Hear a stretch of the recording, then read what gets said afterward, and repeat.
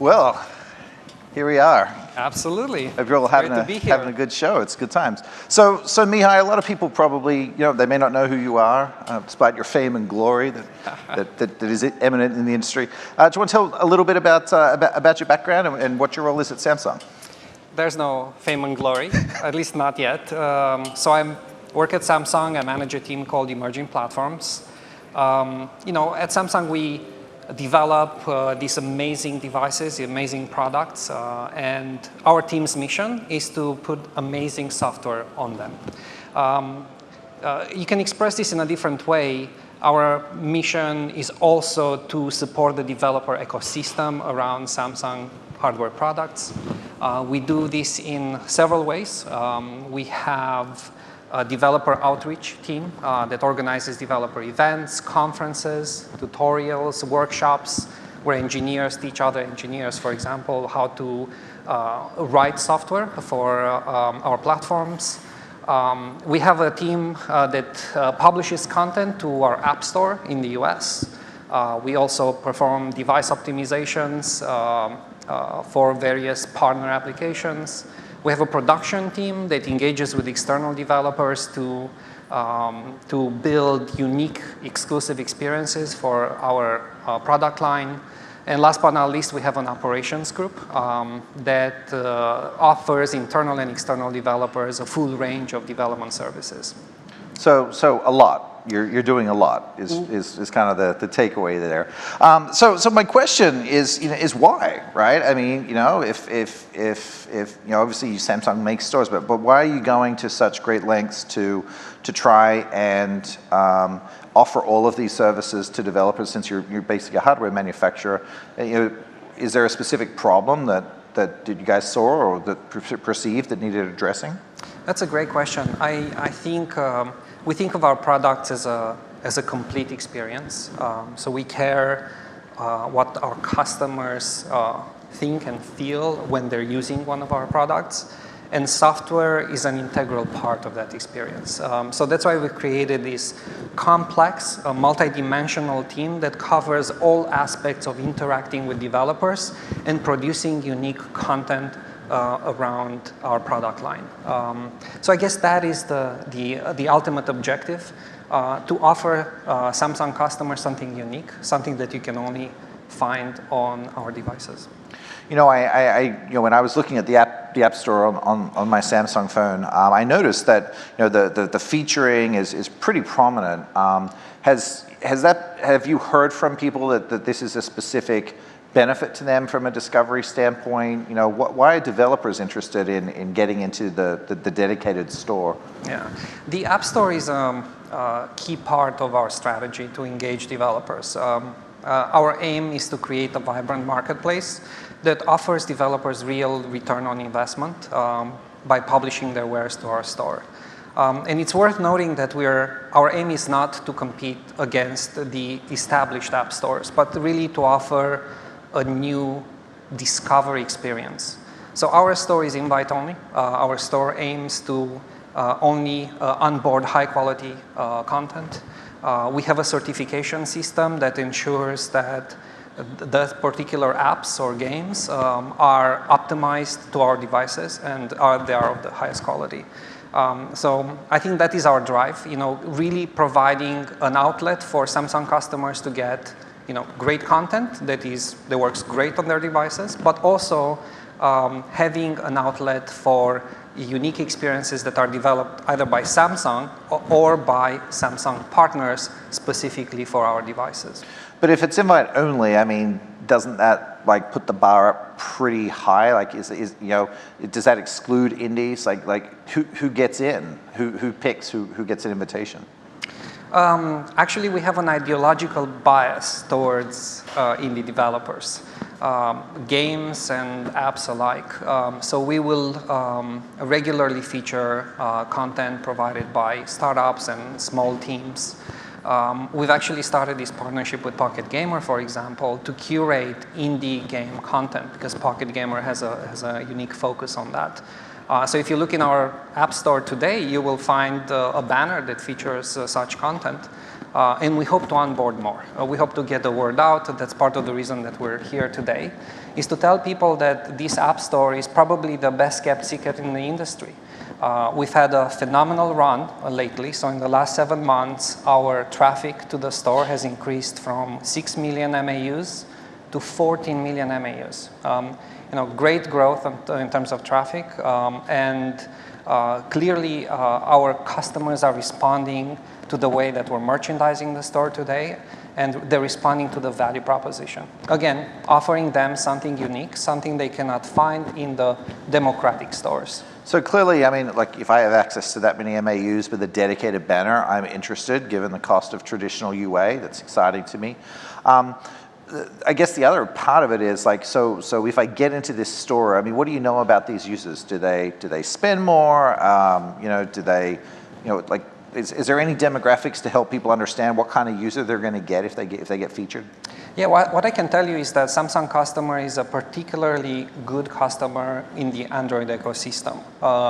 Samsung customers over-index on revenue generation. So they monetize better than your standard Android user.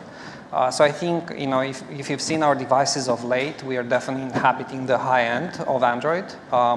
And we are also the dominant player in the Android space. So I think, obviously I represent the US team, but once you onboard your content into Galaxy apps using our services, and I recommend that you actually, any interested developer should work through our team, because we provide effectively a white glove service to onboard this content and to ensure that it's being featured properly. But once you are in the system, you can be featured worldwide. The infrastructure that sustains Galaxy apps is the same worldwide. And so is the long-term play here that you're another iOS? Are you looking to just get into this 70-30 split market? Is that the goal?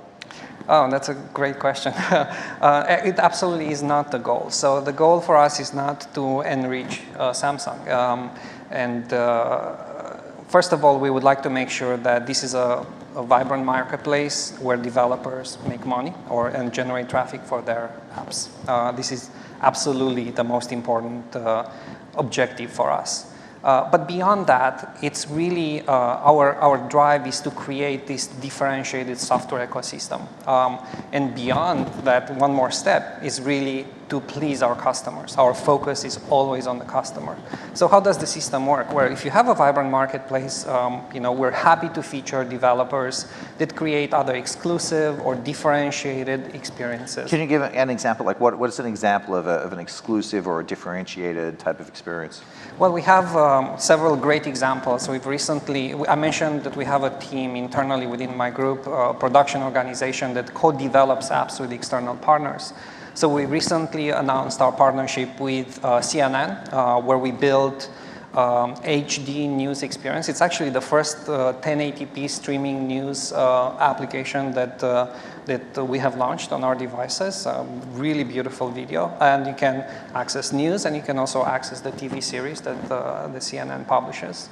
So that's one example. The other example would be our work with Expedia, and with Expedia we've created an exclusive travel discovery experience, which is a departure from the norm. Expedia is seen normally as an online booking utility, but they've created a travel discovery experience where you can find beautiful locations around the world, and you can peruse them in high quality images and video. So these are very established brands, but we also work with startups like News Republic to create a personalized news experience. What we would love to do more is to actually work with developers and game developers and create games content in the same type of co-development scenario. That can mean some type of exclusivity, but it can also mean differentiated features, or trying to work with Samsung technologies and with our engineers to create an implementation of a Samsung SDK that really enhances the game experience. So you've got 14 million people that are coming to your dedicated app store every month. It's indies, it's high quality selection, which you're trying to give them a higher ROI. These all sound really good. My question is, obviously, how many people can you support going through that process at once? The flood of people here who are like, yay, free marketing, they want to come in. How do they engage in this process? Like, what is the best way for them to actually find out if they meet the standard and if they qualify? Well, obviously, I'm here, so you can always talk to me. That's part of my job. All right, the line will form at the left. Exactly, please come in.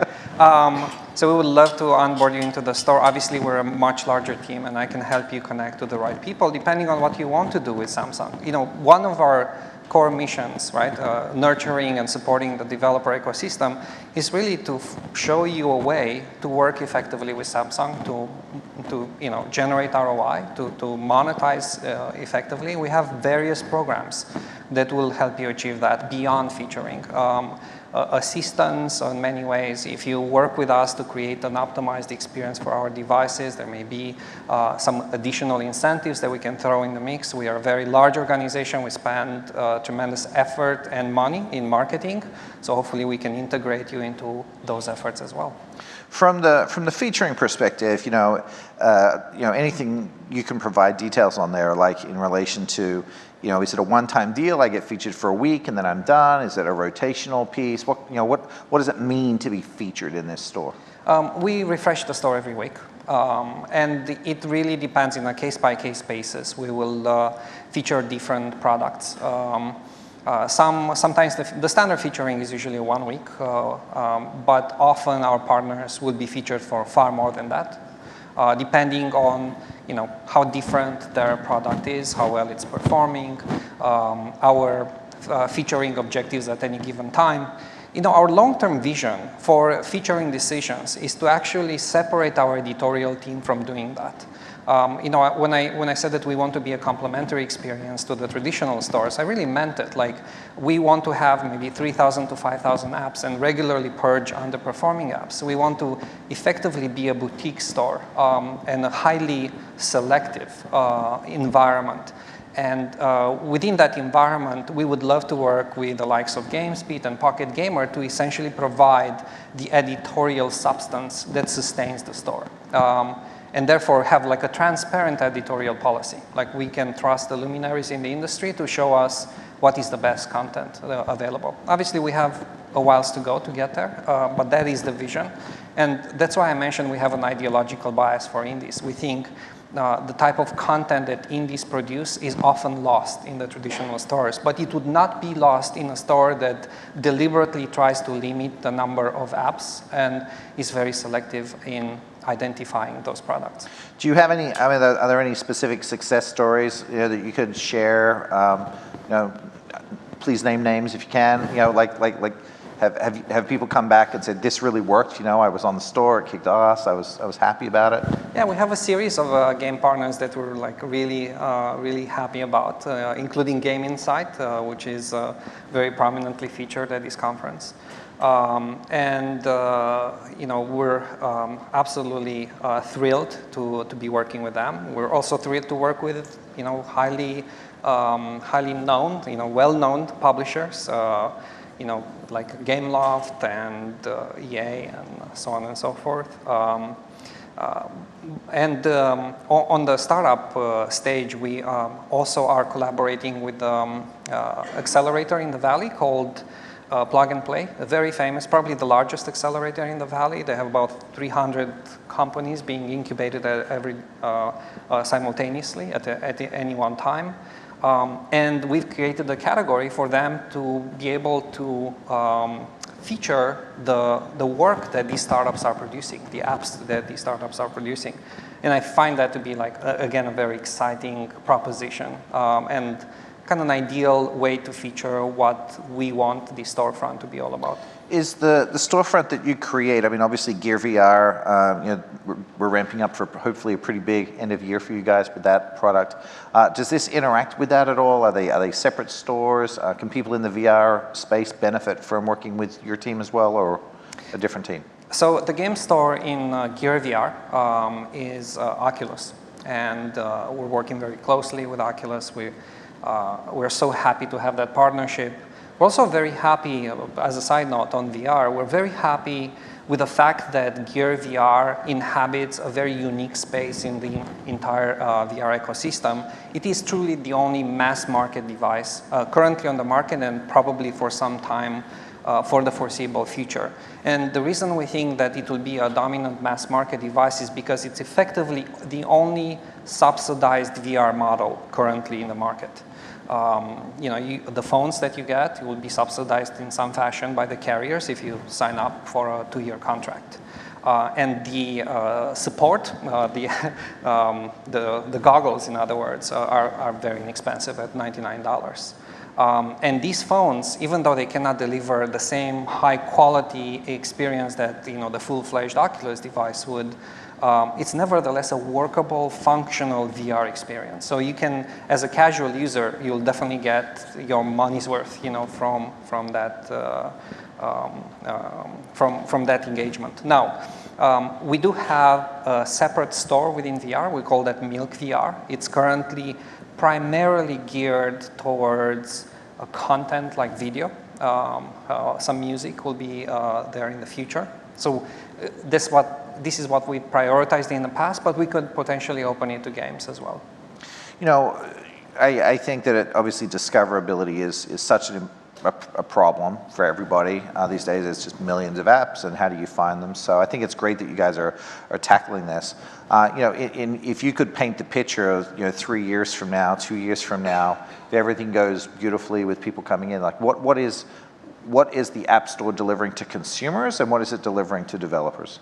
To consumers, it's delivering a fabulous panel of exclusive experiences they can only find within the Samsung ecosystem.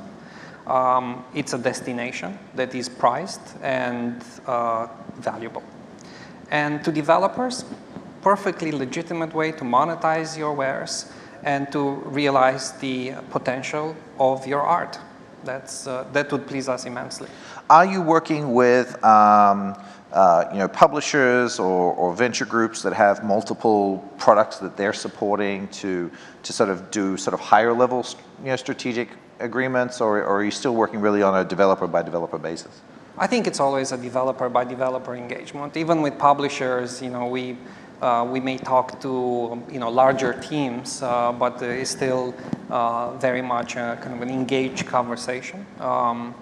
And yes, it is a case-by-case discussion, and it's something that we have done very successfully in the past. Quite a good number of developers and publishers have already come into the store. But I really think this is still virgin territory, in the sense that the traffic figures that I announced today, these are not well known in the industry, but they are significant and they're growing very fast.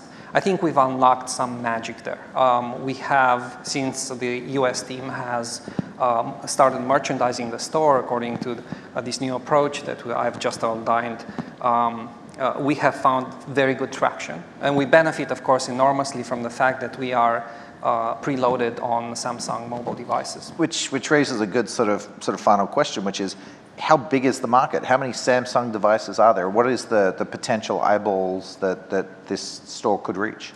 Samsung sells 30 million devices in the US every year. So that's effectively the market penetration that we're looking at. And is there an install-based number today? Is there an approximate number of devices that are in the field? About 80 million. About 80 million. Have the store on them, active devices. That have the store. So 80 million devices, customized store, geared towards indies. 14 million unique viewers a month that are getting in there and viewing it, and aim to giving ROI. It sounds like a good deal. Thank you for your time. Thank you very much. Appreciate it. Thanks, everyone.